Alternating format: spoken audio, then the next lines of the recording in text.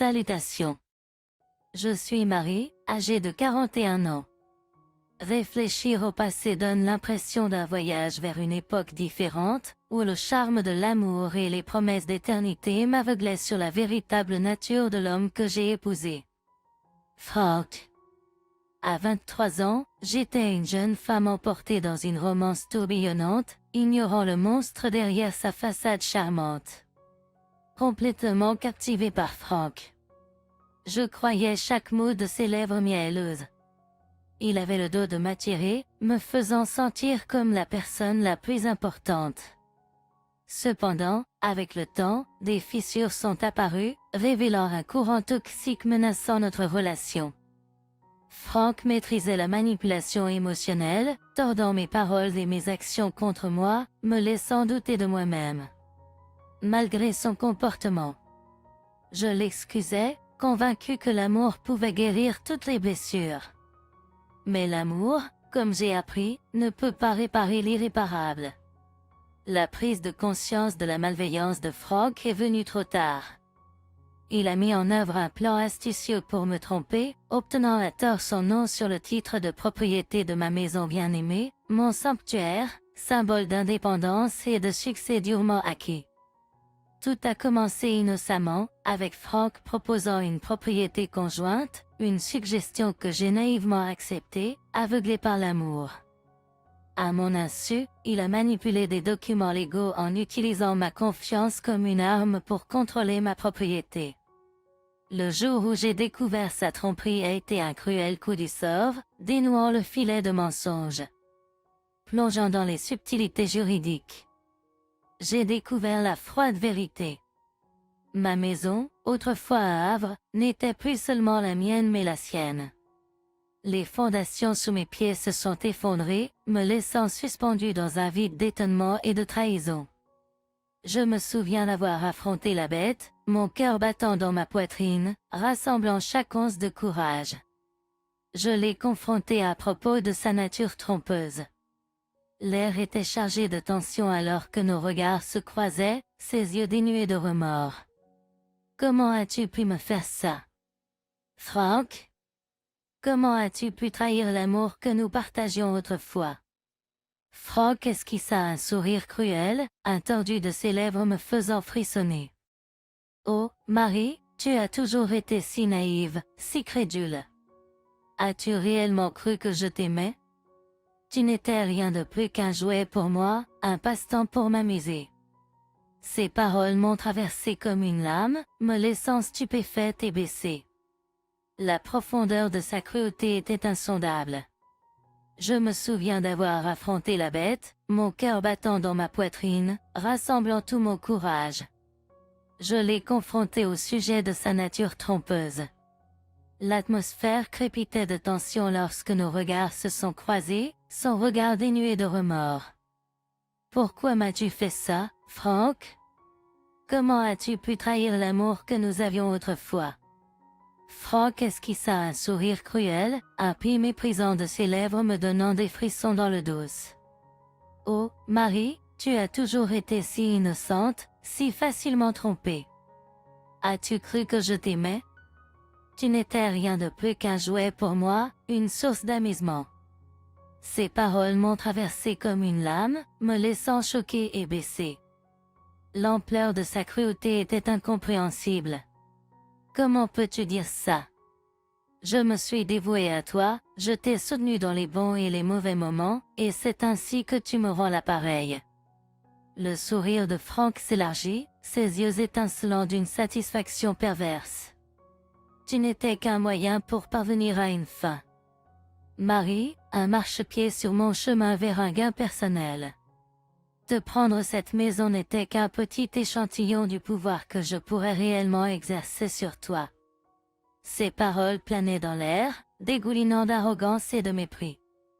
J'ai lutté pour contenir la montée de colère bouillonnant en moi. La révélation m'a secoué jusqu'au plus profond de moi. Comment ai-je pu être si aveugle, me laissant m'empêtrer dans cette toile complexe de tromperie suite à la confession sans cœur de Frank? Mon cœur s'est brisé en encore de plus petits morceaux. Comme si sa trahison ne suffisait pas, il a enfoncé le clou en annonçant son désir de divorcer. Les fondations même de mon monde se sont effondrées sous moi, et j'ai eu du mal à reprendre mon souffle au milieu de la dévastation. Dans un moment de folie, j'ai commencé à le supplier. Frank, s'il te plaît, nous pouvons surmonter cela. Réparons ce qui est brisé entre nous. Je t'aime toujours, malgré tout. Nous ne pouvons pas aller jusqu'au divorce. Ma voix tremblait de désespoir, mon esprit obscurci par la manipulation et la prise hypnotique qu'il exerçait sur moi. Incapable d'imaginer une vie sans lui, même au milieu du piège toxique qu'il avait tissé autour de nous. J'ai trouvé Frank inflexible. Ses yeux ne montraient aucune trace de compassion lorsqu'il déclara « Ça suffit. Marie. J'en ai assez de cette mascarade. Tu ne représentes plus rien pour moi. Il est temps pour toi d'affronter les conséquences de ta naïveté et de ta folie. » Son rejet impitoyable a ajouté une couche supplémentaire de désolation à mon esprit déjà brisé. Autrefois mon confident et mon partenaire, la personne en laquelle je croyais s'était transformée en un étranger sans cœur, malgré nos vues d'être là l'un pour l'autre, dans le meilleur comme dans le pire. Frank m'a abandonné. Je l'ai supplié d'écouter, essayant de réparer les morceaux brisés de mon cœur. Le visage de Frank s'est tordu en un ricanement moqueur, ses paroles dégoulinant de mépris alors qu'il rejetait nos vues, affirmant qu'il ne signifiait rien pour lui. Selon lui, je n'étais qu'un pion dans son jeu, et il prenait plaisir à utiliser et manipuler mes émotions. La vérité m'a frappé comme une vague déferlante, enlevant les derniers vestiges de déni. J'avais été aveugle à la véritable nature de l'homme que je croyais aimer, simplement une marionnette dans son plan calculé. Après que le divorce a été finalisé, mon cheminement vers la guérison a commencé. Les blessures infligées par la manipulation et les abus de Frank étaient profondes, nécessitant une période prolongée pour retrouver mon sens de soi et reconstruire les morceaux brisés de ma vie. Cherchant du réconfort et une thérapie, j'ai affronté le traumatisme que j'avais enduré, reprenant progressivement ma force intérieure. Pourtant, une bataille est restée irrésolue, le combat pour ma maison volée. Affronter Frank au tribunal m'a rempli de crainte, ravivant la peur qui m'avait tourmenté pendant si longtemps. Malgré la valeur sentimentale de la maison, j'étais paralysé par la peur et je n'arrivais pas à me résoudre à me battre pour elle. J'ai choisi de louer un modeste appartement à la place, refusant de subir le tourment de le affronter à plusieurs reprises pour récupérer ce qui m'appartenait légitimement. 15 longues années s'étaient écoulées depuis que Frank avait acquis frauduleusement le titre de propriété de ma maison chérie. Pendant ce temps, j'ai réussi à reconstruire ma vie, créant un nouveau havre rempli d'amour, de positivité et d'un sentiment de sécurité. Bien que les cicatrices de mon passé demeuraient gravées dans mon âme, j'ai choisi d'avancer, laissant derrière moi les expériences traumatisantes et me concentrant sur la paix retrouvée dans ma vie. Pourtant, j'avais développé une certaine résilience, une détermination à ne pas permettre aux ombres de mon passé de façonner mon avenir. Puis, un jour crucial, un message inattendu a illuminé l'écran de mon téléphone depuis Facebook, portant un nom qui a suscité un mélange complexe d'émotions. Benjamin, mon ex-beau-père. Des années s'étaient écoulées sans aucun contact, et je me demandais ce qui aurait pu le pousser à me contacter.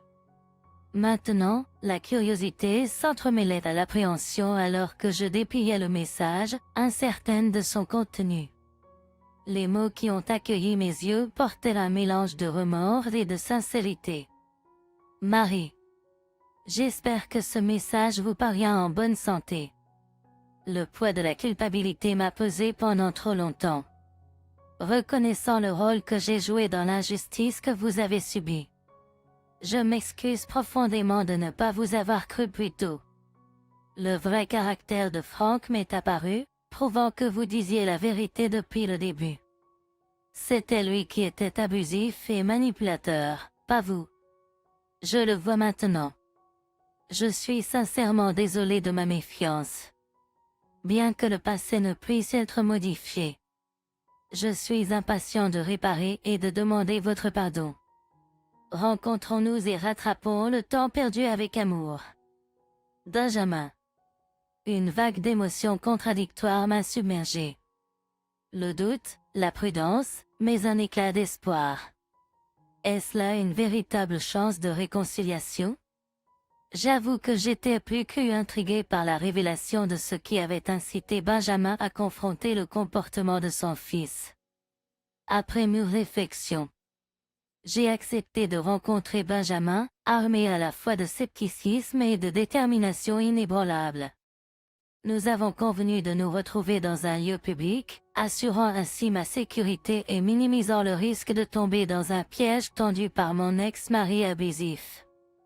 Alors que j'étais assise en face de Benjamin, les années marquées sur son visage servaient de rappel du temps écoulé. Il parlait d'une voix chargée de remords et de regrets. Marie, je te présente mes excuses sincères pour la douleur que tu as endurée et pour mon rôle dans tout cela. La vérité est, je n'ai jamais eu l'intention de te voir blessé, mais j'ai été faible et j'ai permis à l'influence de Frank de brouiller mon jugement. Il a manipulé la situation, exploitant ma confiance et me convainquant que le divorce était entièrement de ma faute. Cependant, après toutes ces années, je ne pouvais m'empêcher de penser qu'il était en fait le fautif depuis le début. Je t'ai supplié, te pressant désespérément de croire en ma vérité. Mais tu es restée indifférente. Marie, ma chère. C'est mon fils, et moi, bêtement encline à faire confiance à ses paroles plutôt qu'aux tiennes, je vois maintenant l'erreur de mes façons. Qu'est-ce qui a changé ta perspective? Qu'est-ce que Frank a fait pour que tu vois enfin la vérité? Mettons tout sur la table, d'accord? Je ne suis plus de la première jeunesse, et mon temps touche à sa fin. Mon foie est en train de lâcher, et les médecins affirment qu'il n'y a aucun remède. C'est une lutte prolongée. Et dès que Frank a appris ma maladie, il semblait pressé d'organiser mes funérailles. Son comportement est devenu de plus en plus étrange, obsédé uniquement par l'héritage qu'il anticipait après ma disparition. Il est tout à fait choquant de voir à quel point il peut être insensible. En prenant conscience de cela, mes pensées se sont tournées vers toi, et j'ai commencé à me demander si tu étais la victime depuis le début. Frank a réussi à me convaincre qu'il était un véritable monstre qui ne se souciait de personne, prêt à écraser quiconque sur son chemin. Lorsque je l'ai confronté avec mes soupçons, exprimant ma croyance en ton innocence, il n'a fait que confirmer mes doutes avec des réponses arrogantes et méprisantes. Je reconnais maintenant qu'il était le véritable monstre, et je regrette profondément de ne pas avoir prêté attention pendant le divorce. Je te présente mes excuses de t'avoir écarté de ma vie sans une compréhension appropriée. Est-ce ma tentative de rectifier mes erreurs? Peut-être, mais je suis conscient que cela peut sembler être un réveil de conscience soudain pour éviter un destin sombre. Marie. Je comprends si le pardon est hors de portée après tout ce temps. Néanmoins, je serais reconnaissant si vous pouviez partager mes derniers moments avec moi. Mis à part Frank. Je n'ai personne, et quitter ce monde en compagnie d'une âme authentique et bienveillante m'apporterait du réconfort. Mon cœur oscillait entre la possibilité du pardon et la lutte avec le fardeau de la trahison. Pourrais-je confier les paroles de cet homme mourant? Était-il sincère dans son désir de rectifier le passé? L'expérience d'être marié à son fils avait déjà été traumatisante, et l'adage selon lequel la pomme ne tombe pas loin de l'arbre résonnait dans mon esprit. Comment pourrais-je croire en la bonté de cet homme, alors que son fils excellait dans la tromperie et la manipulation des autres?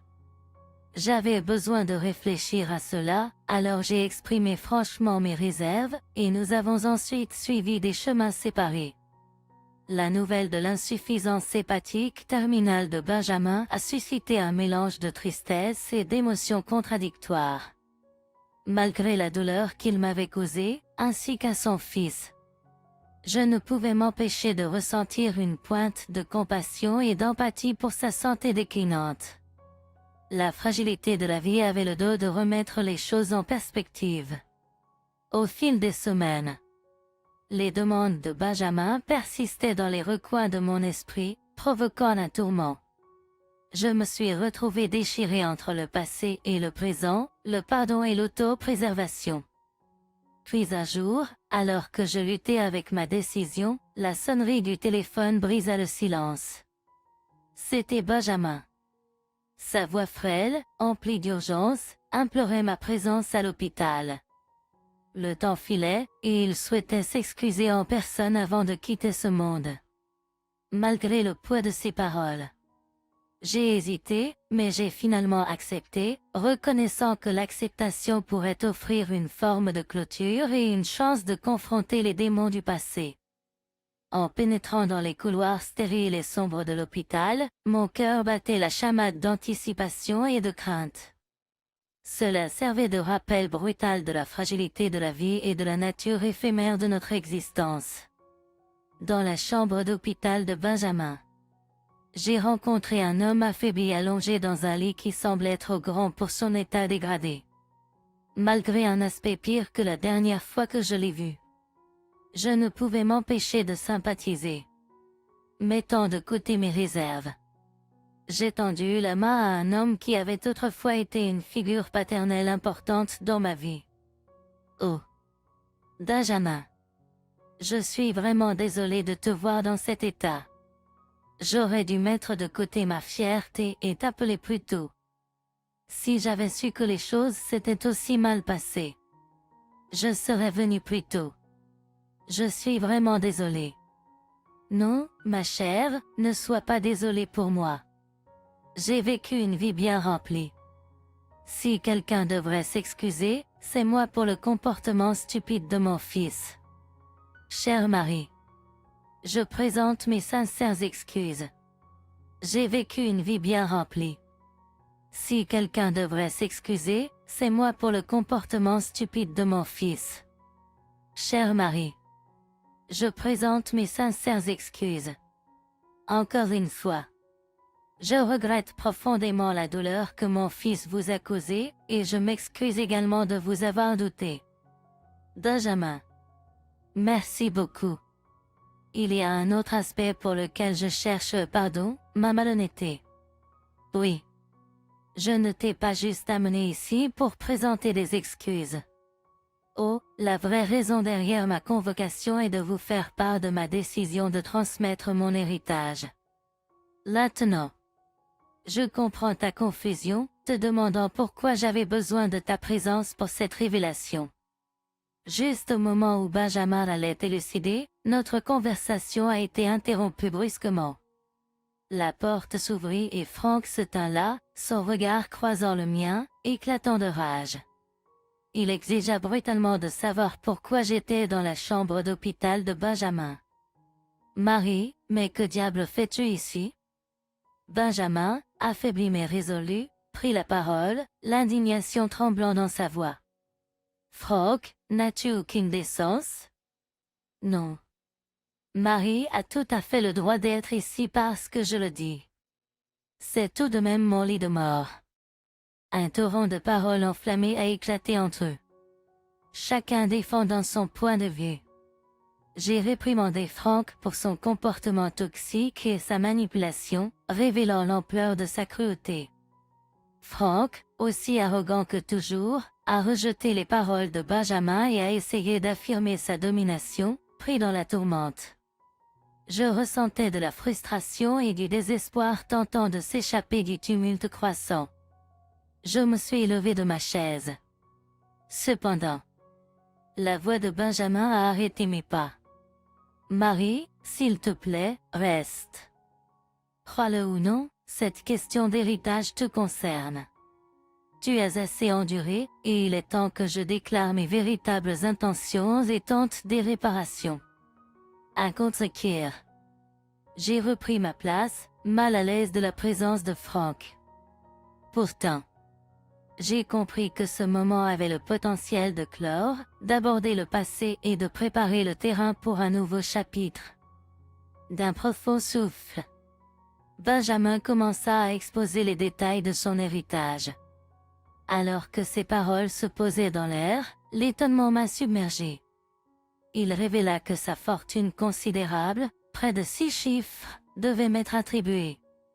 Abasourdi. J'ai eu du mal à saisir l'ampleur de sa révélation.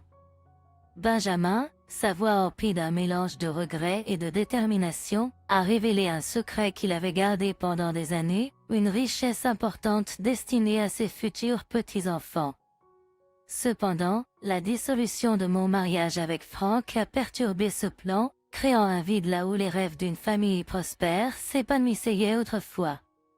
Le véritable héritier aurait dû être le fils de Frank Benjamin, mais en découvrant la véritable nature de Frank, Benjamin ne pouvait supporter l'idée que sa fortune durement gagnée tombe entre les mains d'un individu toxique.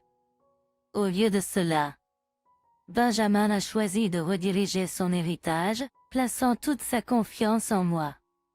Frank, incapable de contenir sa colère et son sentiment de droit, a éclaté dans une crise de rage. Sa voix résonnait dans la chambre d'hôpital alors qu'il dénonçait véhémentement l'injustice, revendiquant avec passion son droit à la fortune qu'il croyait être légitimement la sienne. C'est scandaleux. Tout cet argent devrait être le mien. Je le mérite.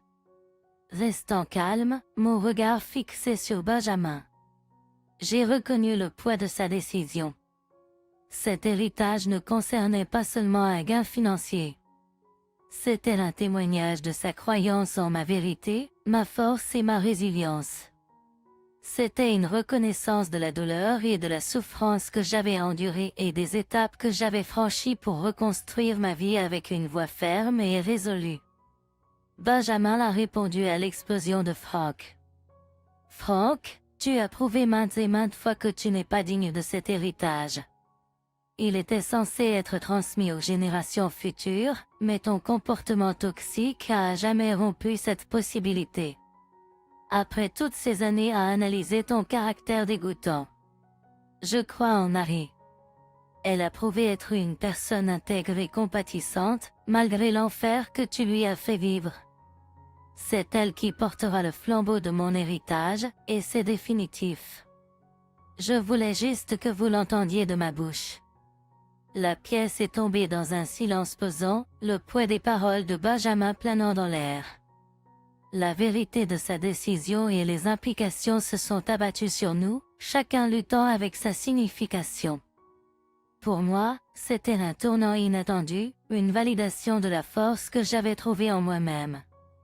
Mais plus que cela, c'était un nouveau sentiment de sécurité, une chance de reprendre ce qui m'avait été volé et de forger un avenir plus radieux. Quant à Frank, ses cris de protestation sont tombés dans l'oreille d'un sourd. Le monde, dans sa justice implacable, a refusé de payer à ses désirs. La réalisation que ses actes toxiques l'avaient séparé de l'héritage même qu'il croyait être son droit de naissance semblait lui apparaître, ne serait-ce que pour un bref instant. Peu de temps après toute cette situation, Benjamin est décédé, nous laissant dans un état vraiment dévastateur chaque jour. Je désire profondément sa présence, entouré du bourdonnement des voitures qui marquent la conclusion de ce voyage tumultueux. Fidèle à sa valeur, tout l'héritage qu'il a méticuleusement accumulé m'est légitimement revenu, tel que stipulé dans son testament. Les vaines batailles légales de Frank pour revendiquer sa part qu'il estimait légitime se sont avérées vaines. Les intentions de Benjamin étaient fermes, et ses souhaits ont été fidèlement exécutés. Prenant en compte les préoccupations persistantes posées par Frank, j'ai pris des mesures proactives pour assurer ma sécurité et ma tranquillité d'esprit. Des mesures de sécurité supplémentaires ont été mises en place, formant un bouclier contre tout dommage potentiel qu'il pourrait causer. Je refuse de laisser la peur dicter ma vie plus longtemps. Alors que les jours se transforment en semaines et les semaines en mois, le poids de l'héritage s'installe sur moi comme un phare d'espoir, introduisant de nouvelles possibilités. En contraste frappant, Frank se débat avec la dure réalité de ses actions. La magnitude de ce qu'il m'a volé pâlit en comparaison de ce que j'ai finalement gagné. La réalisation que ses manipulations et son comportement toxique l'ont conduit sur un chemin d'isolement et de désespoir commence à s'enfoncer. Pendant ce temps, je trouve du réconfort dans la sécurité et la liberté nouvellement acquise grâce à l'héritage, ayant pour objectif un avenir plus radieux. Je prévois de déménager et de me lancer dans un nouveau chapitre dans un autre état. Les ombres de mon passé ne me retiendront plus prisonnière, et les échos de la voix de Frank s'estomperont dans la mémoire lointaine. Réfléchissant aux épreuves endurées, un profond sentiment de gratitude m'envahit. La richesse héritée n'est pas simplement un moyen pour atteindre un objectif, mais un catalyseur de transformation, une pierre angulaire pour réaliser mes rêves et ambitions. Une pierre angulaire pour réaliser mes rêves et ambitions. Je ne suis plus défini par les cicatrices de mon passé, mais renforcé par la force découverte en moi-même. La femme qui a autrefois épousé précipitamment Frank, aveuglée par l'amour et la naïveté, s'est transformée en une force redoutable. Revenant de ses cendres, inflexible dans ma quête de bonheur et d'accomplissement. Je ne suis plus enchaîné par les échos du passé.